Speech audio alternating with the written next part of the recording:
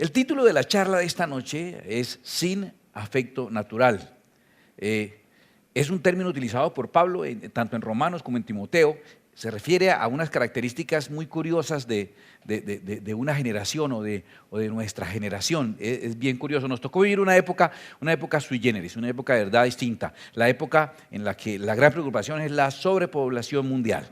Ningún método va a ser suficiente para detener el problema del calentamiento global, el efecto invernadero, la contaminación. Ningún método va a ser suficiente. Cambiemos a lo que cambiemos el sistema de combustible fósil, de hidrocarburos por sistemas eléctricos. Eso va a hacer que el asunto se desacelere un poquito, si acaso se logra, pero ya el problema es la superpoblación. No hay realmente una solución. El mundo colapsa por la cantidad, ya usted lo nota, o sea, ya inclusive sale uno a tratar de hacer una diligencia y la ciudad es un inmenso parqueadero de carros prendidos.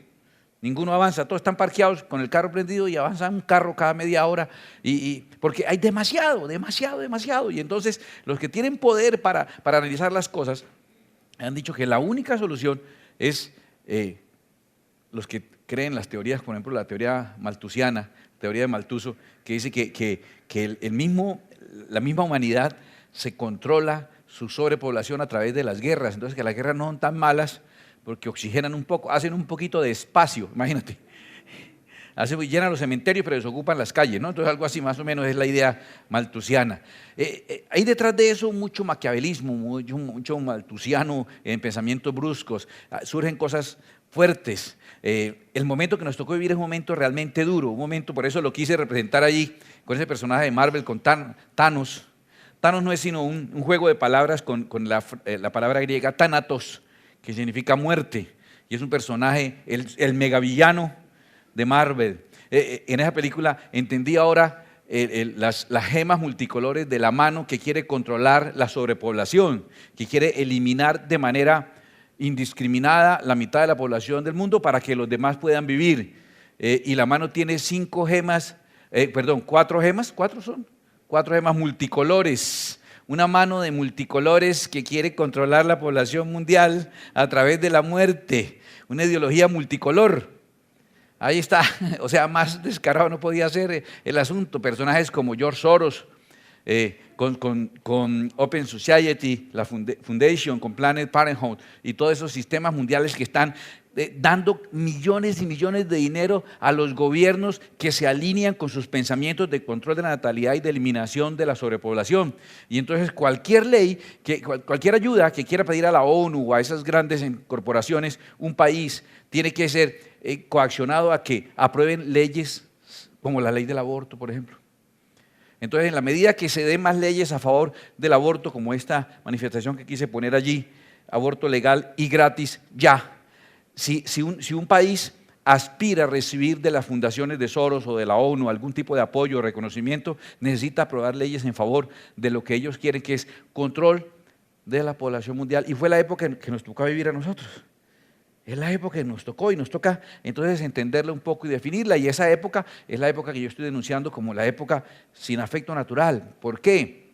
Porque el tema del aborto es más contradictorio. Estamos tan acostumbrados que ya nos suena un poquito normal, pero es muy contradictorio. El más natural de todos los afectos, el más natural y el más fuerte de todos los afectos es el afecto de una madre por su hijo. El más natural, una madre está dispuesta a morir 10 veces seguidas y a matar también 10 veces seguidas, pero con mis hijos no te metas, o sea, es verdad. Dicen los estudiosos de temas psicológicos y emocionales que el dolor emocional más fuerte que un ser humano pueda sentirse es la pérdida de un hijo. Que de alguna manera estamos, dicen ellos, evolucionados o preparados para que nuestras generaciones anteriores se vayan yendo. O sea, a uno sí le duele mucho la muerte de sus padres, se le duele muchísimo la muerte de sus padres, pero el proceso de recuperación es normal. Es más fácil, es más corto, porque hablas con alguien a quien también se le murieron los padres y al otro también, y es el proceso que todo el mundo ha vivido. Y entonces como que eso hace más llevadera esa crisis. Pero la muerte de un hijo es un proceso antinatural. ¿Se me hago entender? Es antinatural. Se supone que se mueren primero los papás que los hijos. Entonces la muerte de un hijo es un dolor. Es tan difícil que a usted se le muere su cónyuge y es viudo o viuda. Se le muere sus padres, es huérfano. Y si se le muere un hijo, no hay una palabra para definir a una persona que pierde un hijo. Hay una solicitud Ahorita hay una solicitud a la Real Academia de la Lengua pidiendo que el término huérfilo, que sería el huérfano de hijo, el término huérfilo sea aprobado. ¿Por qué están pidiendo que se apruebe el término huérfilo? Porque no existe. No existe una forma de decir que se le murió un hijo. ¿Por qué? Voy a decirle así sencillo, porque ese dolor es tan terrible que no tiene nombre, no hay palabra, eso no tiene nombre. Esa expresión cuando dice algo que no tiene nombre es porque es desbordado. Ese dolor no tiene nombre, lo evitaría una persona a cualquier costo. Y entonces cuando hay una cultura y una generación que contradice ese fundamental afecto, el más fuerte de todos los afectos, es una cultura sin afecto natural. Es lo que está ocurriendo. Es impresionante lo que está pasando. Y no somos ajenos a eso. Yo voy a hacerle un comentario. El doctor Juan Pablo Uribe Restrepo, que es el director del Ministerio de Salud y la Protección Social, acaba de entregar un borrador haciendo caso a lo que la Corte Constitucional ordenó hacer esa revisión. La Corte Constitucional, en la sentencia C-355 del año 2006, que reglamenta el IVE, significa la interrupción voluntaria del embarazo. Es un eufemismo, ¿no? Interrupción es algo que tú puedes volver a reanudar. Por ejemplo, el interruptor prende y apaga. Si usted le da un palazo al bombillo, eso no fue un interruptor. Se tragó el bombillo. Interruptor es que enciendes y apagas. Interrupción es algo. Si la persona después del aborto, después le dicen, no, ¿sabe qué? Más bien continúe con el embarazo. Entonces, como no se puede reanudar, no debe llamarse interrupción, debe llamarse finalización, ¿cierto? Pero le ponen ese nombre, mire, entonces, interrupción voluntaria del embarazo, IVE, o sea, cuando uno ya nació, lo friegan con el IVA, pero antes de nacer, con el IVE. Sí, o sea, fregados desde antes de nacer incluso, IVE. Entonces, en la sentencia C-355 reglamentan el aborto y entonces él presentó un borrador, lo presentó ayer o antier, un borrador acerca de la reglamentación y la aplicación de esa sentencia. Ya estaba reglamentado en Colombia el aborto en 3 casos. Disculpan si el texto está muy pequeño, con mucho gusto se lo leo, pero es para poder meter toda esa información. Primer caso en el que, escuche, está el aborto en toda acción que muera alguien, es un crimen, es un delito, ¿cierto? Toda acción en la que muera alguien es un delito.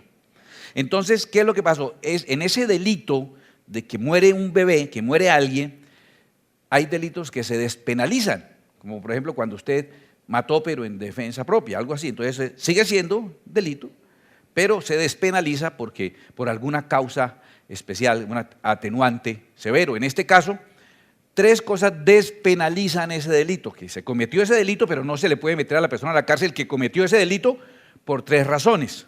1, cuando la continuación del embarazo constituya peligro para la vida o salud de la mujer certificada por un médico. 2, cuando existe grave malformación del feto que haga inviable su vida, certificada por un médico. 3, cuando el embarazo sea el resultado de una conducta debidamente denunciada constitutiva de acceso carnal o acto sexual sin consentimiento, abusivo o de inseminación artificial o transferencia de óvulo fecundado no consentidas o de incesto.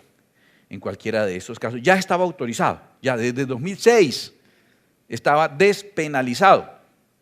Incluso en este tercer caso, cuando se habla de violación, incesto o abuso, si la víctima, o en este caso la madre, solicita el IVE, la interrupción voluntaria de embarazo, y tiene menos de 14 años, ni siquiera tiene que poner el denuncio porque se supone que fue violentada.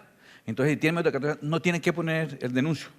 Simplemente va, los médicos son los que tendrían, por ética, que reportar a las autoridades, pero cualquiera, eso no solo le facilita la vida a la niña, sino a quien lo haya hecho, ¿no? Vaya, diga que violaron, no tiene que poner denuncio y le sacan eso y se acabó el problema.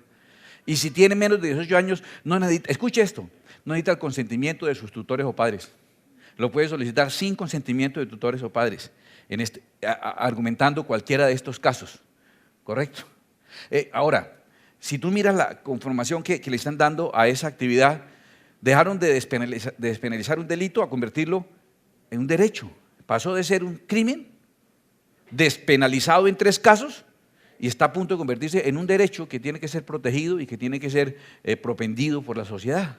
En el primero de los casos dice que cuando la continuación del embarazo constituya peligro para la vida o salud de la mujer, certificada por un médico. Permítame ampliarle un poquitico sobre esa certificación del médico. Dice, debe ser certificada por un médico o médica o un profesional de la psicología. El profesional certifica que existe esta probabilidad de daño, pero es la mujer quien decide el nivel de riesgo o peligro que está dispuesta a correr. Es decir, hasta dónde permitirá que la gestación altere su bienestar físico o psicológico. O sea, descubrieron que criar es estresante. No sé si alguien no lo sabía, ¿cierto? Y eso sería, porque ¿quién lo decide finalmente? Pero esto lo saqué del mismo documento. Es la mujer la quien decide si asume esa situación que afecta su bienestar. Entonces no estamos hablando de que corra peligro la vida, no, que corra peligro la tranquilidad. ¿Corre peligro la tranquilidad cuando hay un bebé en la casa? Y cuando empiezan a caminar, ¿corre peligro la tranquilidad? Corre peligro la familia, ¿sí o no? Eso es una cosa impresionante. Y sin embargo, mire, ¿está entendiendo lo que se aprueba? Si nosotros somos que se autoriza una cosa, si ven para personas de tal rango y termina siendo la mayor parte cosas torcidas, personas que no debían calificar, entonces se crean esas tres excepciones a un crimen que se despenaliza. ¿Se imagina qué va a pasar? Va a haber también un abuso en el manejo de esas circunstancias. Lo ha estado habiendo, indudablemente. Entonces lo que presenta Juan Pablo Uribe Restrepo es ese borrador de una resolución que es cómo se va a poner en práctica esa despenalización en esos tres casos, cómo se pone en práctica en lo relacionado con el Ministerio de Salud y Protección Social. Voy a tomar algunos apartes del documento, pero no es lo mío. El miércoles me metí con el gremio de los psicólogos y me disculpan. Hoy me meto con los abogados, me disculpan y me corrigen y me orientan también y me ayudan. Artículo 3 del borrador que él presentó, habla de los titulares. Escucha esto. La interrupción voluntaria del embarazo es un derecho fundamental. ¿Te acuerdas que estamos hablando de la despenalización de un crimen en tres condiciones? ¿Ahora qué es? ¿Y qué tipo de derecho? ¿Hay diferencia entre un derecho normal y un derecho fundamental? Hay diferencia. Es grave. Tiene que ser defendido y no puede ser violentado, pasado por alto en ningún momento. Derecho fundamental del que son titulares todas las personas con capacidad de gestar, sin distinción por razones de edad, orientación sexual, identidad de género, pertenencia étnica, nacional, lengua, religión, opinión política o filosófica o condición de discapacidad. Para todo el mundo es lo que está diciendo ese borrador, es que ya no es un delito despenalizado, sino un derecho fundamental. En el artículo 3 lo dice. Más adelante dice, 7.3, derecho a decidir libres de apremios. O sea, cuidado con estos términos y con lo que dice. ¿Qué pasa si una persona intenta impedir que la persona aborte? Su hija, su hermana, su familiar, su alumna, su feligrés, su compañera de trabajo, y usted trata de hacerle tener en cuenta que no lo haga y de pronto ella lo considera una coacción o una presión indebida que usted le está insistiendo mucho que no lo aborte, ¿cierto? Las personas que se encuentran en cualquiera de las causales de la sentencia C355 del 2006 gozan del derecho a decidir libres de presión, coacción, apremio, manipulación y en general cualquier suerte de intervenciones inadmisibles respecto de su decisión reproductiva, tenga la edad que tenga. Quiere decir que ni siquiera los papás pueden involucrarse ahí. Cualquier forma de coacción o presión en contra de la persona en la toma de la decisión ejercida por conocidos o por parte del personal de salud. Mire, niña, no lo mate, hay un poco de personas, parejas deseando un bebé, ¿por qué no? No puede. Asistencial, administrativo, humanitario, misional o de terceros, escuche, deberá ser informado ante las autoridades competentes para su investigación. Esto es, y según sea el caso, ante las oficinas de control interno disciplinario, la Procuraduría General de la Nación, los tribunales de ética, la Policía Nacional o la Fiscalía General de la Nación. Entonces, el que violó a esa niña no está siendo perseguido. La que está abortando no tiene ningún problema. Los que le están haciendo el aborto no tienen problema. Y el que trató de impedir que lo hiciera, tiene que ser denunciado ante las autoridades. 7.7. El tiempo para practicar la interrupción voluntaria del embarazo. Los prestadores de servicios de salud, las EAPB y las entidades territoriales deben responder de forma urgente. ¿Por qué? Porque es un derecho fundamental. Entonces deben responder de forma urgente las solicitudes de IVE y garantizar su práctica. Garantizar. Las entidades regionales deben garantizarle la práctica de ese aborto. De ser posible, en la primera atención. O sea, cuando fue y dijo, estoy embarazada. El término máximo para llevar a cabo el procedimiento, y si no se puede realizar en la misma visita de consulta inicial, o sea, buenas, ¿cómo le va? Siga, pum, ya, te vi. O sea, así. El término es de 5 días calendario contados a partir de dicha consulta. O sea, las entidades tienen de plazo 5 días para resolver el problema. 5 días. ¿Tiene algún pariente haciendo fila por diálisis, pidiendo una operación con tutela para que me hagan algunos meses, años y esperando, y no hay plazo y no hay quien lo vea? Hoy hay 1 millón de personas de salud vida esperando a ver dónde los van a atender. 1 millón de personas en Colombia buscando, pero si la persona viene, entonces tiene, para un aborto, tiene 5 días. Están haciéndole caso lo que está haciendo Planned Parenthood y lo que está diciendo Soros y lo que está diciendo la ONU, obedeciendo como serviles, como autómatas lo que nos mandan allá, porque esos desalmados, anticristos, mandan, entonces toca hacer caso. 5 días, ojalá hubiera esa norma para una atención de un parto, para un niño, para una cirugía. ¿Le ha tocado a alguien aquí esperar más de 5 días para una atención médica? Levante la mano si a alguno le ha tocado. Ve, hubiera abortado. Le hubiera tenido más. Mira.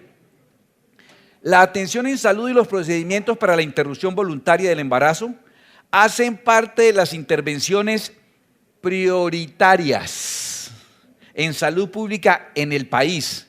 Y por lo tanto, escuche, están exentas de copagos y cuotas moderadores. Aborto gratis ya. Conforme la normativa. Eso va a detener las prácticas que generan los embarazos indeseados. Eso va a detener a los abusadores que no vaya y se lo sacan y no les pasa nada. Eso le está generando facilidad a eso. Conforme la normatividad vigente, entre otras, las excepciones que disponen las leyes especiales, el acuerdo 260 del CNSS o la norma que modifica, etcétera, etcétera, bla, bla, bla, bla, bla, están exentas de copagos y de cuotas moderadores porque son citas de tipo prioritario. Ya estoy terminando, se me están durmiendo, pero esto es interesante. Artículo 13. No me duerman que yo no pude dormir preparando esto, entonces empatemos ahí un poquito, ¿cierto? Obligaciones de las entidades administradoras de planes de beneficios y de las instituciones prestadoras de servicios de salud. Si usted piensa poner una clínica, la clínica que pensamos poner, o sea, va a ir pensando. 13.4. Entre las cosas, escuche esto, por obligación. ¿Qué dice arriba? Obligaciones, ¿no? Obligaciones. Contar con profesionales de la salud y con personal asistencial y administrativo sensibilizado en enfoque de género. Es una obligación. Capacitado y entrenado en la prestación de servicios relacionados con el aborto. El 13.7. Garantizar el funcionamiento de un sistema de referencia y contrarreferencia que permita contar con un número adecuado de prestadores de servicios de salud habilitados para prestar los servicios donde se puedan llevar a cabo los procedimientos de aborto. Escuche esto. En cualquier edad gestacional. Disculpe esto. Sí, hazlo. Imagínate un aborto de un bebé de 6 meses, de 7, de 8, de 9 meses un día antes del parto. Es eso lo que están tratando de aprobar y de meter. Yo me trato de imaginar un aborto. Ahora, hay una regla ahí sobre la disposición de esos desechos que está denunciado, es el meganegocio de los negocios. Duele, ¿cierto? Y entonces uno piensa en hacer algo, escuche. Sigue las obligaciones. Informar a las autoridades competentes, porque si usted está diciendo, no voy a permitir eso, vamos y hacemos un plantón enfrente de esa clínica de aborto y decimos, no, no está bien que ese bebé de 8 meses, de 9 meses, lo vayan a picar y sacarlo por pedacitos estando vivo, y nos plantamos ahí con unos carteles sin tirar piedra ni nada, solo simplemente gritando, sí a la vida, no a la muerte, algo así, ¿cierto? Informar a las autoridades competentes como la Policía Nacional cuando se ejecuten actos por parte de terceros que pretendan alterar, no que alteren, que pretendan alterar o perturbar la prestación de los servicios relacionados con aborto, o busquen limitar el acceso de las personas o personal de salud a sus instalaciones. Protestar tampoco se puede. D. No se deben suscribir pactos individuales o conjuntos para negarse a practicar la interrupción del embarazo ni acogerse formatos o plantillas de adhesión que incidan en que las entidades hospitalarias no cuenten en su planta de personal con médicos dispuestos a prestar los servicios para la interrupción voluntaria del embarazo. Eso está puesto para las instituciones médicas cristianas, que dicen que esta clínica es cristiana y por vocación no va a practicar abortos. No pueden hacer esos pactos, no pueden hacer esos acuerdos como clínica, están obligados a tener personal que practique eso. Y eso entra a otra parte que sí se las dejo de tarea. La parte que tiene que ver con objeción de conciencia. Entonces ellos dicen que la institución no puede hacer objeción de conciencia porque es una persona jurídica, o sea, no tiene conciencia, es una empresa. Entonces no puede haber objeción de conciencia de parte de esa clínica cristiana o de esa clínica que decide no hacer abortos. No puede haber. Y la persona, si es individual, le voy a dar detalles, pero yo sé que usted va a leer más sobre eso. La persona, el objetor de conciencia, tiene que ser, para poderlo hacer, tiene que haberlo hecho cada vez el proceso de manera escrita y con unos procedimientos, y siempre y cuando él indique, escuche esto, él o la institución indique qué profesional habilitado se va a encargar de eso que él no va a hacer. O sea, yo no mato el bebé, pero consigo quien lo haga. Y escuche esto. Si en la región no hay otro profesional dispuesto a hacerlo y él es el único calificado, tiene por obligación legal, so pena de castigo penal, tiene por obligación que asesinar a ese niño que le trajeron para matarlo, por obligación. ¡Wow!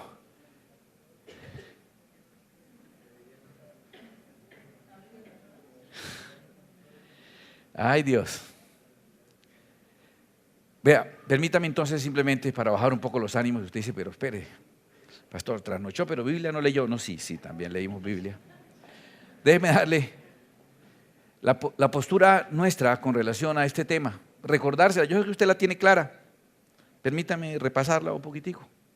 Nuestra postura con relación al tema de la gestación o los bebés en gestación es que es persona desde la concepción. Es una persona que no ha nacido. No importa dónde esté la persona, si está dentro de un cuarto, dentro de un colegio, aún dentro de una cárcel o dentro del vientre de la mamá, desde que fue concebido es una persona y tiene los derechos de una persona. Eso pensamos nosotros y cada vez lo piensan menos personas y cada vez las presiones mundiales e internacionales obligarán a que nosotros seamos bichos raros que pensamos en una cosa absurda, porque para ellos es un poco de tejido ahí, de piel y huesitos, y eso no es nada, eso es una bolsa ahí de un embrión en formación, un feto, una cosa, no es un niño, es una cosa. Escúcheme, el perro es una persona no humana. Los gatos son personas no humanas ahora. Los gusanos son, las cucarachas, las ratas son personas no humanas. El bebé antes de nacer es una cosa. Te linchan públicamente si llegas a verte comprando un huevo de tortuga, y yo también me enojaría. Pero te aplauden si te opones a que maten un bebé en el vientre de la mamá. Te linchan si te opones, perdón. Y tratas de interrumpir. ¿Qué leímos? Si tratas de impedirlo, ¿qué? Eres un delincuente, vas para la cárcel. Si tratas de impedir que asesinen a un niño. Para nosotros es un bebé en el vientre de la mamá, es una persona. La Escritura nos deja entender. Mire el caso de Esaú y Jacob. Isaac se casó con Rebeca y ella estaba esperando gemelos. Y la Biblia lo que nos dice en Génesis 25:22 es que los hijos luchaban dentro de ella. No le dice los tejidos orgánicos estaban en conflicto, no. Dice los hijos, los llama hijos.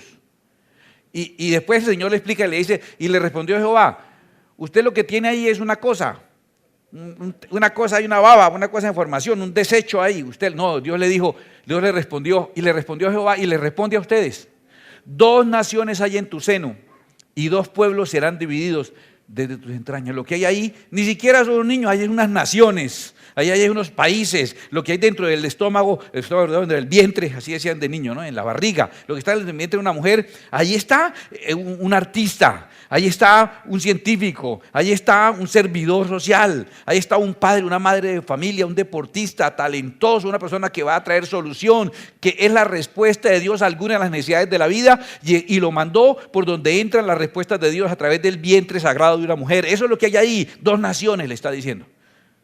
No un poco de tejidos ahí, no un poco de órganos malformados todavía o en proceso, no, personas con un destino. Cuando Sansón le confiesa por fin a Dalila dónde estaba el secreto de su fuerza, en Jueces 16, la parte central del 17 dice: porque soy nazareo, significa consagrado de manera especial a Dios. ¿Desde cuándo? Puede ser consagrado ya antes de nacer. ¿Qué es un nazareo? Escuche, un nazareo, literal y textualmente, persona consagrada a Dios. Y si era el nazareo antes de nacer, quiere decir que antes de nacer era persona consagrado a Dios. David lo tiene muy claro. Y David dice en Salmo 139, 16: mi embrión vieron tus ojos. Dios estaba pendiente de ese proceso de formación. Y en tu libro estaban escritas todas aquellas cosas que fueron luego formadas, sin faltar una de ellas. El libro del genoma humano, ya lo sabía David. Luego lo aclara de nuevo. Y él dice en el Salmo 22, 10: sobre ti fui echado desde antes de nacer, desde el vientre de mi madre. Tú eres mi Dios. Escucha. El Señor es mi Dios desde el vientre de mi madre. Yo soy requete prematuro, 6 meses y piquito, yo soy muy impaciente.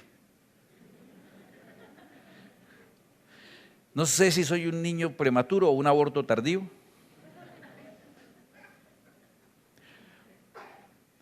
Pero no recuerdo el nombre de un anciano que cuando estuve en la incubadora, los rezagos de los bebés de incubadora de esa época, cabeza de hacha, cabeza plana, acostaditos, sin quien los alza, no lo pueden alzar, que están en su incubadora.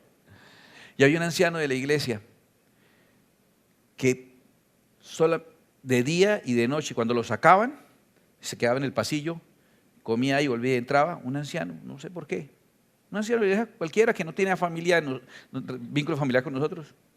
Mi madre sabe el nombre de él, voy a preguntárselo. Y oraba, porque 3 veces me dieron por muerto. Y oraba. Porque él le decía y proclamaba sobre ese niño que iba a servir al Señor. Uno es siervo de Dios desde antes de nacer. Yo tengo por qué decírselo, yo tengo pruebas. Yo soy una prueba de que uno está elegido por Dios antes de nacer. Bueno, no solamente yo, Isaías lo dice todavía mejor y él sí es de verdad útil.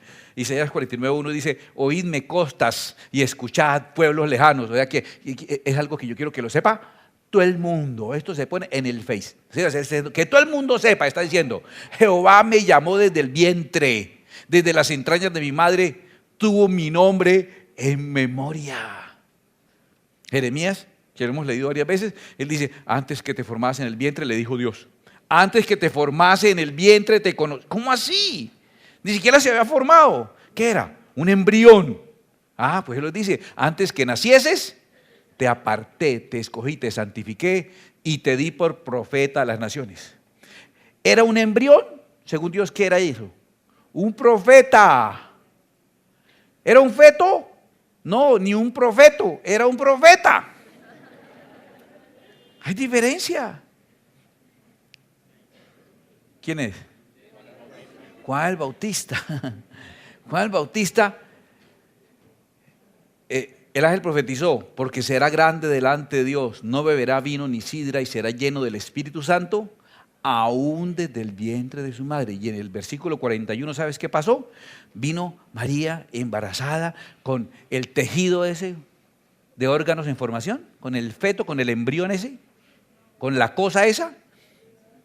Vino con bebé Jesús en su vientre, y cuando Elizabeth sintió la presencia del Señor Jesús, el bebé que está dentro de ella, que era Juan el Bautista, que era 6 meses mayor que Jesús, se sacudió y Elizabeth fue llena del Espíritu Santo, porque su hijo también fue lleno del Espíritu Santo y no había nacido,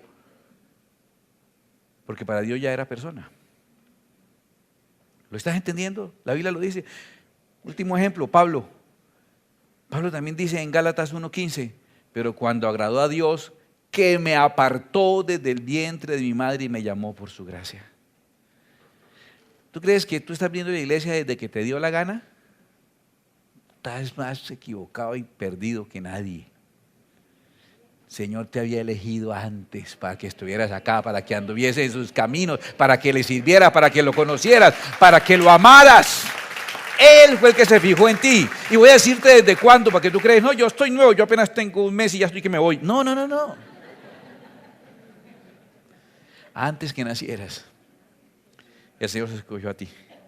Queda claro por la Escritura que un bebé no nacido es una persona, y si eso nos cuesta persecución, rechazo y un canazo, ustedes por favor pendientes, mi señora y mis niñas y de mi mamá, llévenme libros, porque si toca, hermano, no sé usted, pero si toca, pues nos toca, ¿cierto?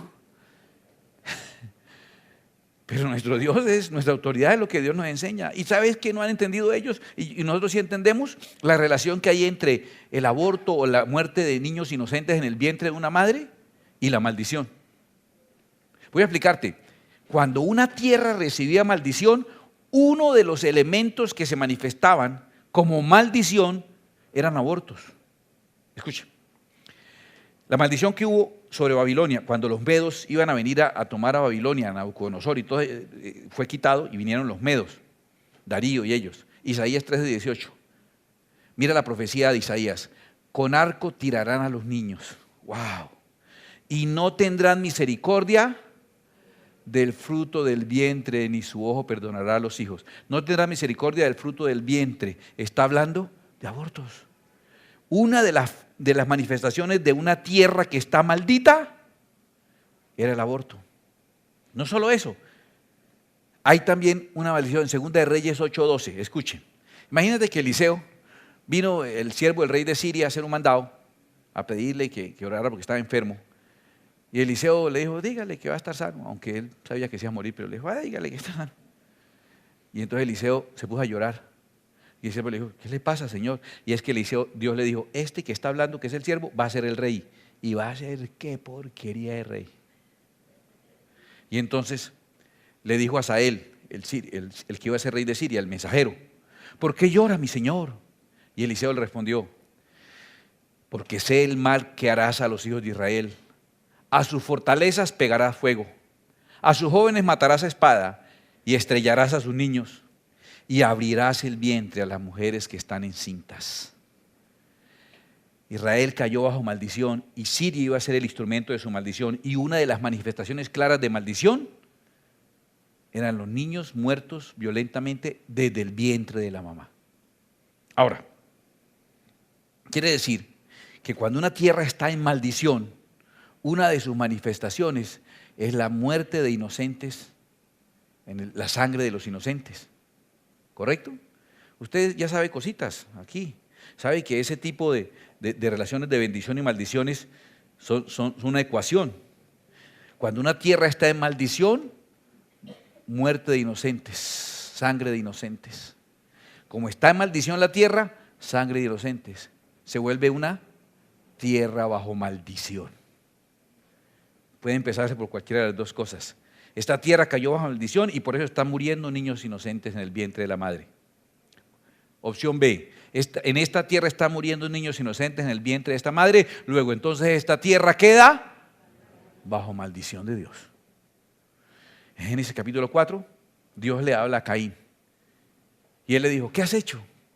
La voz de la sangre de tu hermano clama a mí desde la tierra. Ahora pues, maldito seas tú de la tierra que abrió su boca para recibir de tu mano la sangre de tu hermano. Cuando labres la tierra, no te volverá a dar su fuerza. Está diciéndole el Señor a Caín, sangre de inocente que hace que la tierra esté ahora como una tierra ¿qué? ¿Y qué pasa? Una de las manifestaciones cuando la tierra está maldita, ¿qué pasa con su productividad? Empiezan a haber problemas ambientales, climáticos, plagas, conflictos, se cae. ¡Ay, caramba! Entonces como que estamos entendiendo lo que pasa. Escúchame, una más, aguantan otra. ¿Van bien, cierto? Bueno, hagámoslo. La menorá, que nos ayuda para entender todo el diagrama profético escritural, ¿cierto? Escucha esto. Hubo una masacre legal de niños en Éxodo capítulo 1, dirigida por el faraón, en la que estuvo a punto de caer Moisés. Hubo una masacre, Éxodo capítulo 1, mataban a los niños. Y la ley decía que si era un varón lo echaran al río Nilo, y si era una niña le perdonaran la vida. ¿Correcto? Tenía que ver con el género y todo lo demás, por ley, masacre, autoridad, ¿está entendiendo? Pero hubo otra después, en la mitad de los tiempos, donde los tiempos se parten en dos. En la época del Señor Jesucristo, que partió antes de Cristo y después de Cristo, que fue la masacre que hizo ¿quién? Herodes, que mató a todos los niños menores de 2 años. En Mateo 2 está, por ley mandó matar a todos los niños menores de 2 años, por ley. Una ley. Y ahora en la historia de la humanidad vuelve a haber en nuestra época, que quise reemplazar con eso, ¿cierto? Porque los otros hacían grandes cosas, nosotros nos dedicamos solo a eso. En nuestra generación también está ocurriendo. Y déjeme explicárselo cómo está ocurriendo. El apóstol Pablo en Romanos 98 nos cuenta el tipo de cultura que era la cultura romana. Calígula, que abrió el vientre de su esposa embarazada también. Y la cultura romana de la época. Dice, y como ellos no aprobaron tener en cuenta a Dios, Dios les entregó una mente reprobada para hacer cosas que no convienen. Y entre las descripciones dice, sin afecto natural. Ahora Pablo después al final le dice a Timoteo, atención a esto, 2 Timoteo 3, ya casi termino, pero esto es muy importante, 2 Timoteo 3, también debes saber esto, le dice Pablo, que en los postreros días, ¿qué significa los días postreros? ¿El día de comer postre? ¿El día del cumpleaños es el día postrero porque comemos postre? No, ¿qué es el día postrero? Últimos, al final, en los postreros días vendrán tiempos peligrosos. Y empieza a escribir, dije, porque vendrán hombres así, asá, asá, asá, y entre las características de esos hombres finales, ¿qué es? Sin afecto natural. Mire lo que Pablo está diciendo. Mire la cultura romana como era y tenía como rasgo ese afecto natural y va a volver a repetirse al final de los tiempos ese rasgo como señal de que estamos en los tiempos finales, comienzo y final. Y luego hagamos esta ecuación. Esto le va a gustar a usted y le va a ser muy útil. Entonces tenemos una masacre de niños, ley para matar niños, Éxodo capítulo 1, tenemos ley para matar a niños, Mateo capítulo 2, la mitad de la historia, y en los días posteros, ley para matar niños. Es una confirmación de que estamos viviendo los últimos días. Pero alégrese con esto. Perdón, usted, pastor, me dejó con una depresión. Ahora ore porque yo estoy todo triste con eso que usted dijo. Espera, escuche. La primera ley coincide con la salida del pueblo de Dios. La primera vez, masacre de niños, salida del pueblo de Dios. La segunda masacre coincide con la venida del Mesías. Hágame esta ecuación usted solito. Esta más esta da como resultado que, ¿qué ocurrirá en la tercera ley de masacre de niños? Esta más esta, la venida del Mesías y la salida del pueblo de Dios. Correcto, mírenlo. Eso casi no sabe uno si es profecía o es matemática, pero cuadra. Estamos viviendo esos tiempos. Yo te voy a decir una cosa. Mira este momentico aquí, por favor. Escúchame, el Señor está por venir a llevarnos. Pero mientras tanto estamos viviendo este tiempo. Y mientras vivimos ese tiempo, esa es nuestra lucha. Y si hay inocentes que no tienen quien se preocupe por ellos, que cada uno de nosotros nos convertamos en un defensor de esos niños que no tienen quien los defienda.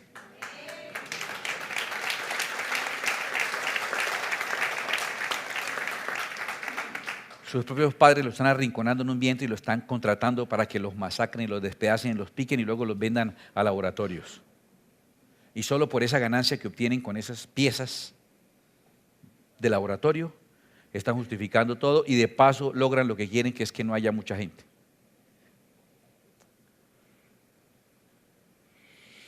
Yo invito a la iglesia cristiana Plenitud de Vida y a la Iglesia Cristiana en general en el mundo. Movámonos a la adopción.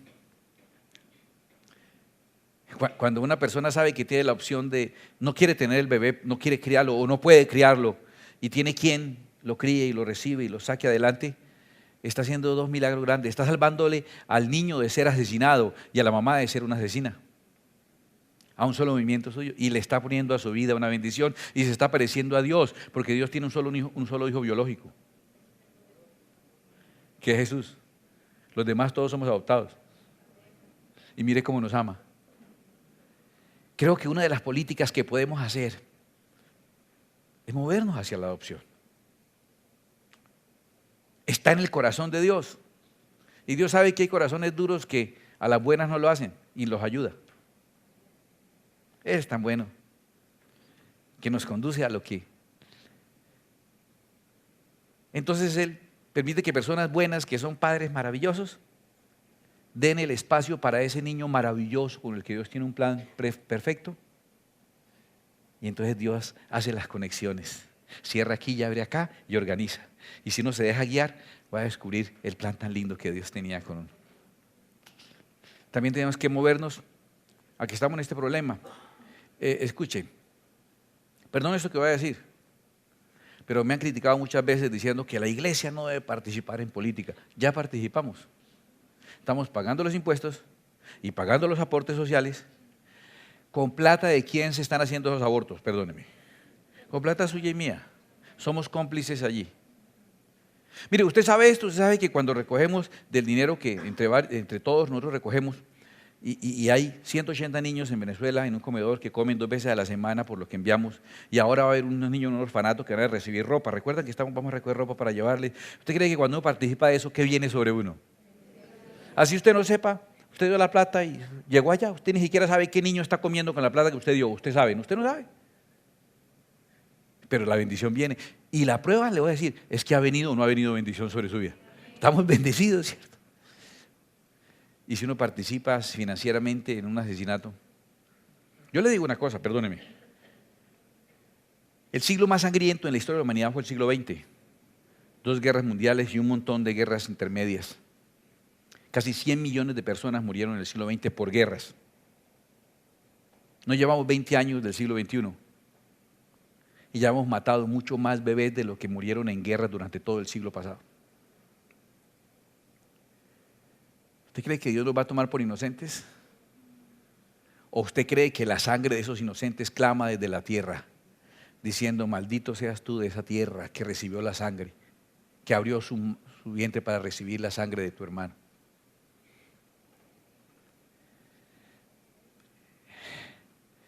Solo esto. ¿Eres de esta congregación? ¿Eres una persona basada en la palabra?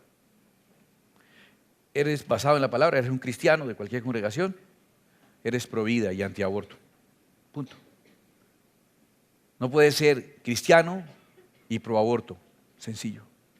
Pero una señora que abortó cuando no conocía al Señor, eso no cuenta. El Señor ya limpió toda su falta y sus pecados. Si ya no se amarguen por eso, ocurrió antes. Ahora conoces del Señor. Ahora que conoces del Señor, no puedes ser pro aborto. Sencillo, no estás confundido. Ni puedes respaldar personas que tengan esa ideología y ese pensamiento. Así te ofrezcan el empleíto, el tumbe, el torcido, te están ofreciendo algo a cambio de que tú seas cómplice en la masacre de un montón de niños. Este proyecto de borrador ahora pidió creo que 6 semanas para revisarlo. Tenemos aquí abogados, tenemos conocedores de ley, jueces, doctora. No me he descachado mucho, estoy dentro de los parámetros, ¿correcto? Qué bueno tener una así auditoría y supervisión de alguien que le diga, está mintiendo, eso no lo dice. Ah, bueno, genial que ocurra eso, para que quede claro. No estoy mintiendo, estoy diciendo las cosas como son.